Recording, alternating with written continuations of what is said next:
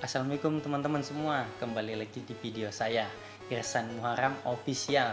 Jangan lupa subscribe teman-teman ya, dan tekan tombol loncengnya untuk bantu supaya channel ini tetap jaya teman-teman. Jadi di video saya kali ini saya mau menjelaskan mengenai filtrasi ini teman-teman. Apa itu ya filtrasi itu? Jadi filtrasi ini gunanya itu untuk menyaring kotoran-kotoran yang ada di dalam akuarium kalian. Karena kalau nggak disaring, nanti bakal timbul menjadikan kotoran itu menjadi amoniak teman-teman. Amoniak nanti berubah menjadi nitrat teman-teman. Nanti itu semacam zat beracun teman-teman untuk ikan kalian, ikan-ikan kesayangan kalian. Jadi sayang kan kalau ikan kalian kenapa-napa gara-gara filtrasinya yang salah. Nah, jadi filtrasi yang pertama saya mau bahas itu mengenai filter talang teman-teman. Jadi filter talang ini dimulai dari mesinnya itu nanti adanya di akuarium teman-teman, di dalam air akuarium nanti disedot, jadi dia ke chamber pertama. Nanti chamber pertama kalian pakai media kapas. Nah seperti ini nih contohnya nih teman-teman.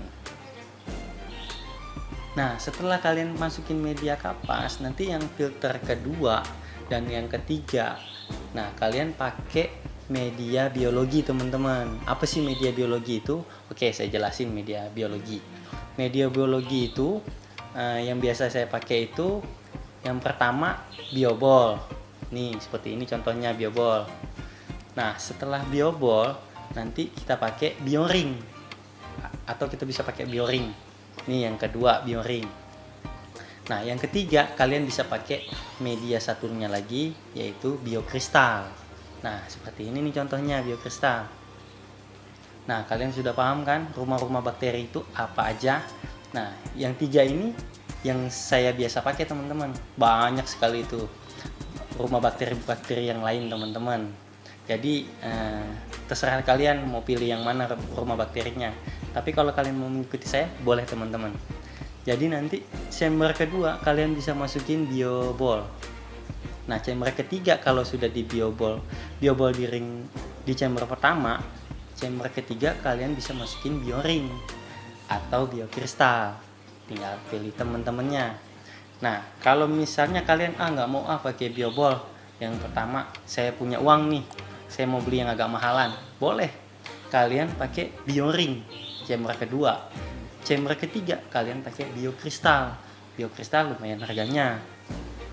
Jadi kalau kalian saya masih punya uang, budget lebih banyak lagi nih, oke, kalian bisa pakai yang namanya biokristal.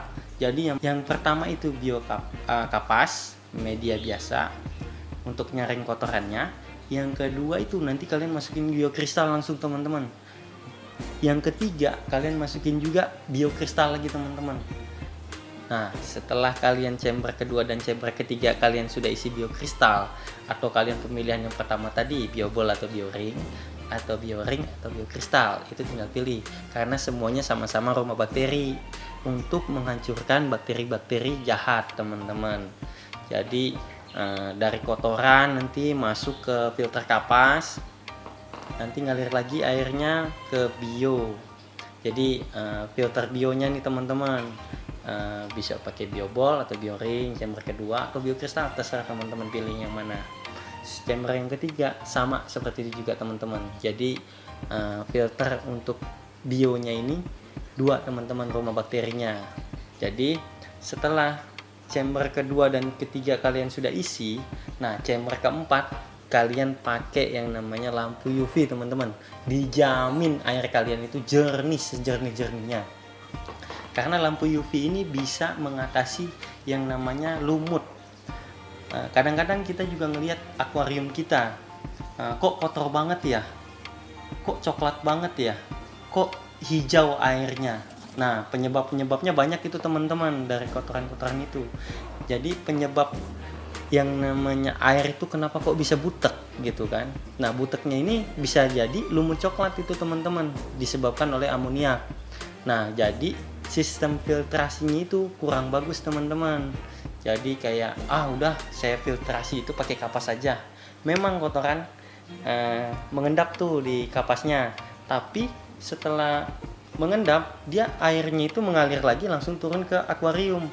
Nah, lama kelamaan nanti yang namanya kotoran di kapas ini akan turun juga. Nah, itu bakteri-bakteri jahatnya itu bisa mengotori akuarium kalian. Jadi timbullah namanya lumut coklat. Jadi kalau sudah pakai filtrasi yang saya tadi bilang, ditambah lagi chamber keempat itu pakai lampu UV, nah kalian pasti aman. Jadi yang sebatas kotoran-kotoran tadi yang menjadikan akuarium kalian kotor dan buram karena disebabkan lumut coklat, itu bisa hilang teman-teman, dibantu dengan lampu UV. Finalnya itu lampu UV, ingat ya, pakai lampu UV.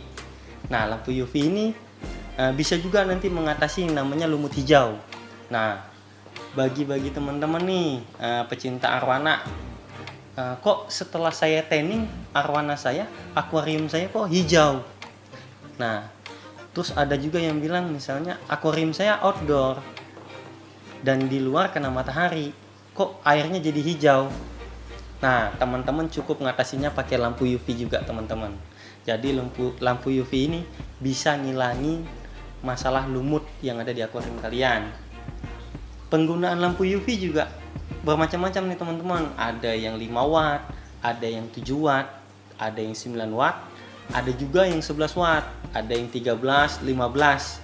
Nah, bahkan sampai 20, 35 itu kalau udah 20 ke atas, 25 ke atas itu untuk kolam teman-teman. Jadi kolam-kolam kalian kalau misalnya kotor pakai itu juga lampu UV, tapi 35 watt ke atas.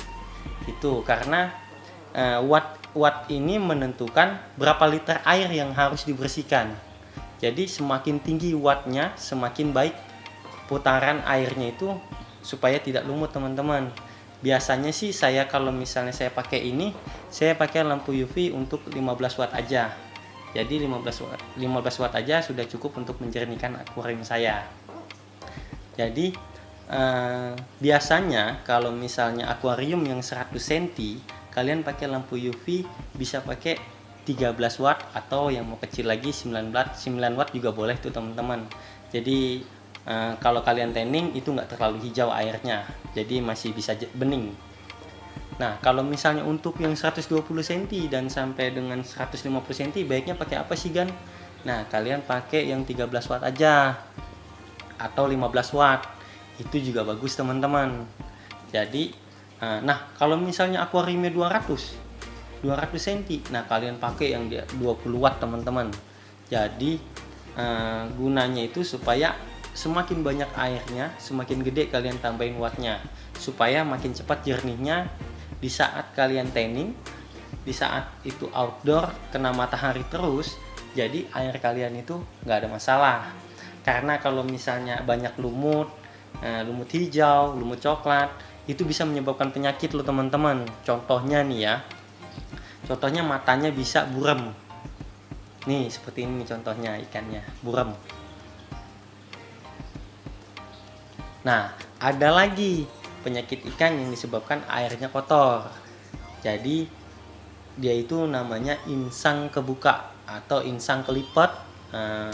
Penyebutannya saya juga bingung. Kadang-kadang ada juga yang nyebutin lain-lain. Seperti ini nih contohnya insang kelipat. Nah, ada juga penyakit ikan yang namanya kutu teman-teman. Jadi ikannya itu terlihat gelisah. Dia kesana kesini. Nah, jadi dia itu nggak bisa anteng, jalannya pelan, santai, belok santai gitu. Nah, kalau misal ikan kalian yang kalian pelihara itu gerak terus, itu ada kemungkinan ada kutu di badannya teman-teman. Jadi bisa diobati. Nah, nanti untuk pengobatan ikan kita bahas di video selanjutnya aja.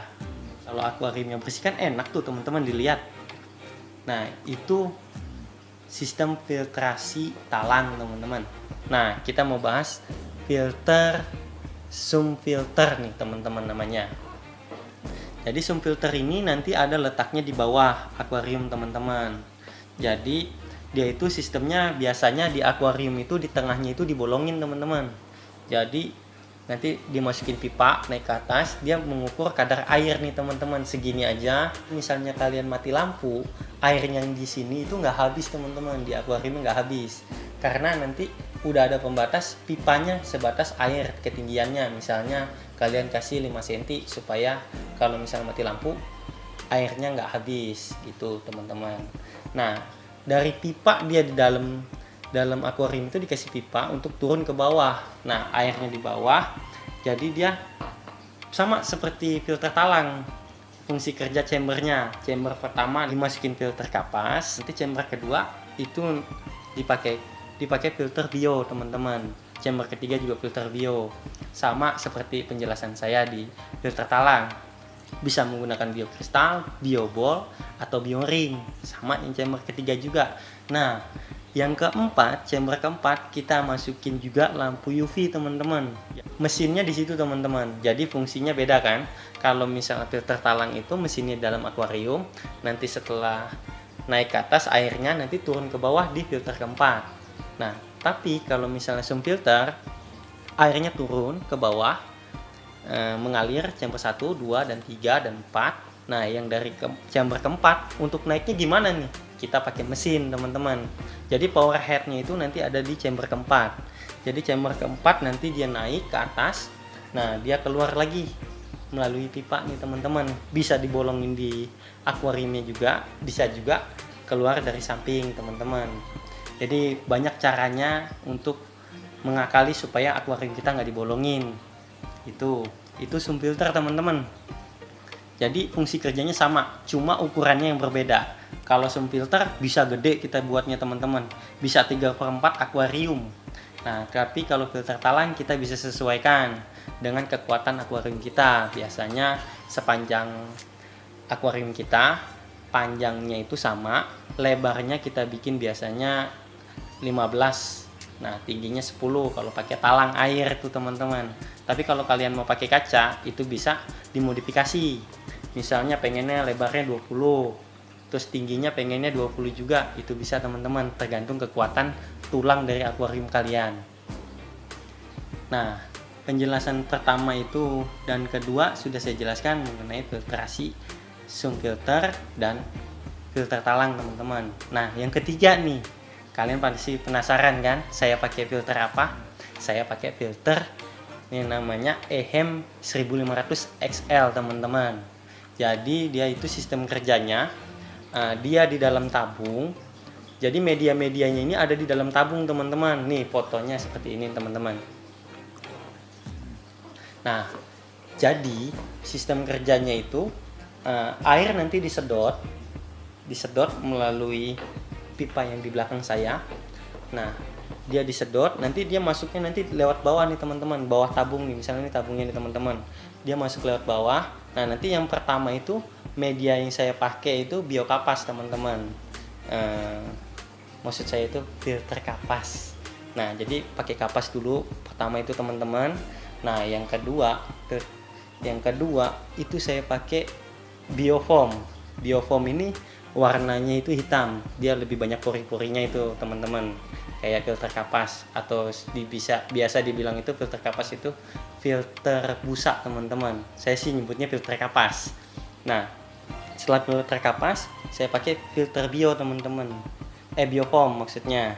Nah, setelah biofoam nanti saya pakai kan, biasanya sih kalau misalnya model tabung di bawah akuarium itu biasanya orang pakai biofoam aja, misalnya hitam, biru, hijau. Tapi kalau saya pakainya biofoam. Setelah biofoam saya masukin tuh yang namanya bioring. Nah, saya masukin bioring lumayan banyak. Setelah bioring saya tutup lagi pakai biofoam. Nah, setelah biofoam saya masukin tuh biokristal teman-teman.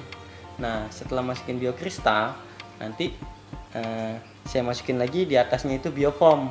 Jadi setiap penyaringan ini melewati biofoam juga teman-teman. Jadi biar benar-benar kotoran itu kesaring semuanya. Nah, setelah itu dia ada tutupnya itu teman-teman, tutup dikunci. Nah, setelah dikunci kan mesinnya itu di atas tabung biasanya teman-teman. Jadi dia nyedot, jadi airnya itu kesedot ke bawah melewati media-medianya semua, nanti ke atas Nah, dia keluar airnya. Nah, kalau untuk filter kanister atau ehem seperti ini, kalian bisa pakai lampu UV-nya itu yang sudah ditabung teman-teman. Jadi seperti ini nih teman-teman. Nah, kita masukin nih selang air keluar, kita masukin ke filter UV tadi teman-teman. Tabungnya sudah dibentuk tabung, kita masukin, nanti airnya keluar. Nah, begitu sistem kerjanya ehem 1500 XL yang saya pakai teman-teman. Nah, penjelasan filtrasi tadi sudah masuk nggak ke pikiran teman-teman semua? Jadi kalau ada pertanyaan, kalian bisa tulis di kolom komentar ya teman-teman. Nah, setelah saya menjelaskan filtrasi ini, kemudian video saya selanjutnya akan saya bahas mengenai lampu tanning. Gimana sih cara bikin lampu tanning? Atau mau beli yang udah jadi? Nah, itu nanti saya bahas di video saya selanjutnya. Kalau misalnya ada waktu, saya bahas juga mengenai penyakit-penyakit ikan arwana. Jadi cara mengatasinya seperti apa juga. Tetap bantu channel saya ya teman-teman.